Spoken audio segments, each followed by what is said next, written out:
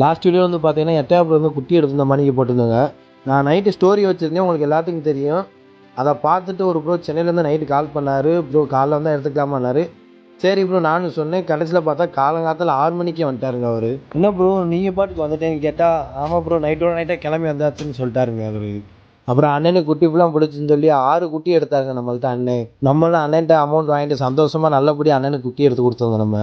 அப்படியே அண்ணன் பேசிக்கிட்டு இருக்கும்போது கேட்டாருங்க, எங்கங்க நம்ம விருமாண்டி போஸு தீனா அவங்கலாம் காணான்னு கேட்டாருங்க. அண்ணே அதெல்லாம் அந்த கொட்டத்தில் இருக்குண்ணே, வாங்கண்ணே காமின்னு சொல்லி அப்புறம் கூட்டு போய் காமிச்சேங்க. அண்ணன் எல்லாம் கிடாவையும் பார்த்துட்டு கொஞ்சம் சந்தேகம் கேட்டாங்க.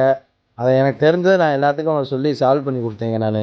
அப்புறம் அண்ணன் காரில் வந்ததுனால வந்து பார்த்தீங்கன்னா தார்ப்பா இருப்பா எதுவும் எடுத்துகிட்டு வரலன்னு சொல்லிட்டாருங்க. அப்புறம் நம்மள்ட்டையும் தார்ப்பா இல்லாமல் இருந்துச்சு. அப்புறம் நம்ம இறக்கி வாங்குறது வந்து பார்த்தீங்கன்னா சாக்கு, அந்த சாக்கை தாங்க 4ஆக தச்சு அண்ணனுக்கு கொடுத்தோம். அப்புறம் அண்ணன் சொன்ன 6 குட்டி ஒரு குட்டியை அப்படியே அண்ணனுக்கு காரில் ஏற்றியாச்சுங்க. அப்படியே குட்டியை நல்லபடியாக காரில் ஏற்றி விட்டுங்க. அவங்களும் சந்தோஷமாக அப்படியே கிளம்பிட்டாங்க. அண்ணே காரு பின்னாடியே ஒரு வசனம் எழுதியிருக்காரு. அது வசனம் நல்லா இருந்துச்சுன்னா ரெட் கலர் ஹார்ட்டினை கமெண்ட் பண்ணுங்கள்.